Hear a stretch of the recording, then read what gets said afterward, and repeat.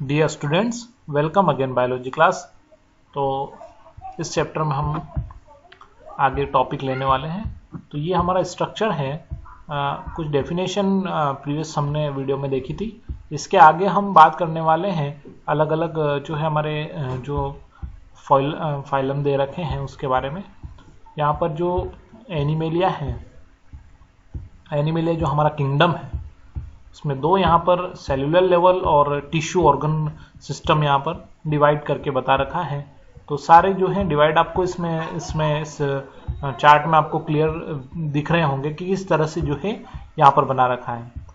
ठीक है, इस तरह से ठीक है। ये इसके बाद टिश्यू ऑर्गन और ऑर्गन सिस्टम को रेडियल और बायलेटरल में डिवाइड किया है, और उनको बायलेटरल को भी तीन इसमें डिवाइड किया है, विदाउट बॉडी कैविटी, विथ जो है सिलोम और विथ ट्रू सिलोम। इस तरह से ना, विथ फॉल्स सिलोम और विथ ट्रू सिलोम में भी डिवाइड करके उनको बताया गया है। तो ये इतने जो है हमारे पास हमको सारी चीज़ें देखना है। जैसे कि फाइलम में पोरीफेरा है एंड निडेरिया, जिसको सिलिंट्रेटा बोलते हैं, ठीक है, नेटोफेरा, टेनोफेरा, प्लेटेहेल्मिन्थेस है। तो ये सारी चीज़ें, एनिलिडा, आर्थ्रोपोडा, मोलस्का, ये सारी चीज़ें हम देखने वाले हैं आगे। तो सबसे पहला हमारा है पोरीफेरा। ठीक है, तो पोरीफेरा के बारे में हम देखते हैं। पोरीफेरा के बारे में हम देखते हैं सबसे पहले। तो फाइलम पोरीफेरा ये आपके सामने है, phylum Porifera. members of this phylum are commonly known as the sponges। तो स्पंज, जो स्पंज रहते हैं जिनको हम जो है स्पॉन्ज बोलते हैं, तो वो इसके अंदर आते हैं। कॉमनली उनको जो है स्पंज या स्पॉन्ज बोलते हैं। ठीक है, तो नॉर्मली इनको स्पंज भी बोलते हैं, स्पंज। ठीक है, they are generally marine and mostly asymmetrical animals. ठीक है, तो ये मेरीन जो जनरली मेरीन में और क्या होते हैं, एसिमेट्रिकल एनिमल्स होते हैं। ठीक है, this are the primitive multicellular animals and have cellular level of organisation. ठीक है, तो इनका जो ये प्राइमिटिव मल्टीसेलुलर एनिमल है। दूसरी चीज हैव, इनके अंदर होता है सेलुलर लेवल ऑफ ऑर्गेनाइजेशन, इन्हीं जो है सेलुलर लेवल होता है। ठीक है, स्पॉन्ज या स्पंज जो बोल रहे हैं हम इसको, हैव अ वाटर ट्रांसपोर्ट और केनाल सिस्टम।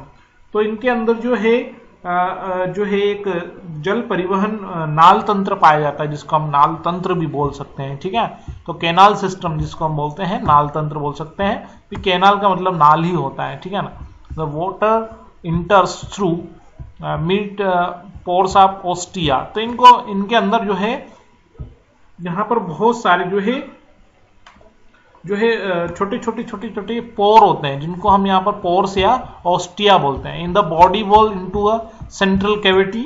ठीक है, इसके बाद तो यहाँ पर ये बताया रखा है कि जो पानी है, जो वाटर है, वो ऑस्टिया से किस में पहुंचता है, सेंट्रल कैविटी, जिसको अपन यहाँ पर क्या बोलते हैं, स्पंजोशील। स्पंजोशील भी बोल सकते हैं ना, स्पंजोशील में पहुंचता है। From the where is goes out of through the. इसके बाद में आपका है यहाँ पर ऑस्कुलम। तो ऑस्कुलम द्वारा बाहर निकलता है। ठीक है ना, ऑस्कुलम द्वारा क्या होता है, बाहर निकलता है। तो goes out through the osculum.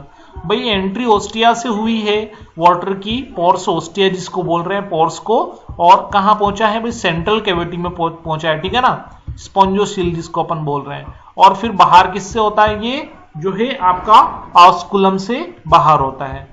ठीक है, इनमें जो स्ट्रक्चर होता है जिससे बाहर होता है उसको अपन क्या बोलते हैं, वाटर बाहर होता है उसको ऑस्कुलम बोलते हैं। जब this pathway of water transport is helpful in food gathering, the respiratory exchange and removal of waste. देखिए, तो ये पैथवे जो है वाटर का, ठीक है, जो जल परिवहन का जो पानी पहुंच रहा है उसका जो वे है, जो रास्ता है, उसी में भोजन जमा करने, श्वसन तथा जो वेस्ट मटेरियल होता है उसको उत्सर्जन करने में, उसको बाहर निकालने में उनको हेल्प मिलती है, सहायता होती है। ठीक है ना, इसी वे की वजह से। ठीक है ना, आगे देखते हैं क्या लिखा है। कोएनोसाइट, जो choanocytes are collar cells line of the spongocoel and the canals. तो जो कोएनोसाइट्स या कॉलर कोशिकाएं हैं, वो स्पंज गुहा तथा नाल तंत्र को स्तरित करती है, यानी उसको क्या करती है, वो स्तरित का मतलब ये होता है कि उसके ऊपर जो है लेयर बनाने का काम करती है, सेल लाइन अप। ठीक है, तो ये इस तरह से आगे देखें। Digestion in the intracellular, the body of supported by the skeletal made of the spiculum. ठीक है, तो यहां पर स्पंजिन भी लिखा हुआ है, और आपका एक और वर्ड यहाँ पर आ रखा है, दो वर्ड यहाँ पर एग्जिस्टिंग है।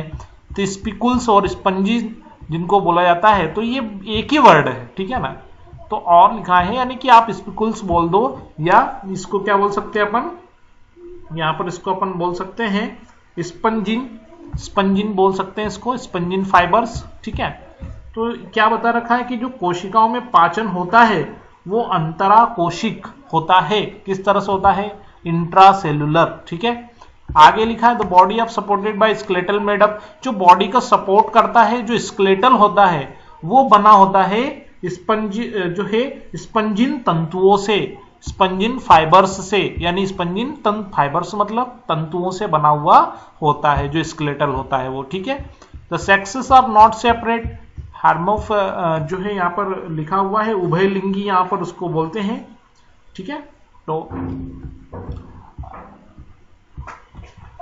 तो ये हर्माफ्रोडाइट होते हैं, यानी कि एक्चुअल में ये इनमें जो है सेपरेट नहीं होता है सेक्सेस, यानी कि सेक्स जो होता है ना, जैसे नर और मादा इसमें पृथक नहीं होते हैं, मेल फीमेल। इसमें जो है हर्माफ्रोडाइट में क्या होता है कि ये उभयलिंगी का मतलब आप समझते हैं ना, एक ही जो है, एक ही के अंदर जो है दोनों चीजें यहाँ पर पाई जाती है, उभयलिंगी होते हैं। ठीक है, तो इनमें नर और मादा अलग अलग पृथक नहीं होते, सेक्सेस आर नॉट सेपरेट। ठीक है, तो हर्माफ्रोडाइट होते हैं, यानी कि इन जो है दोनों एक में ही होते हैं। ठीक है, egg and sperms are produced by the same individual. ठीक है, तो सेम इंडिविजुअल में जो है दोनों चीजें आपको मिल जाती है, ईग और स्पर्म। ठीक है ना, इसीलिए हमको इसको हर्माफ्रोडाइट बोल रहे हैं। ठीक है ना, उभयलिंगी बोल रहे हैं।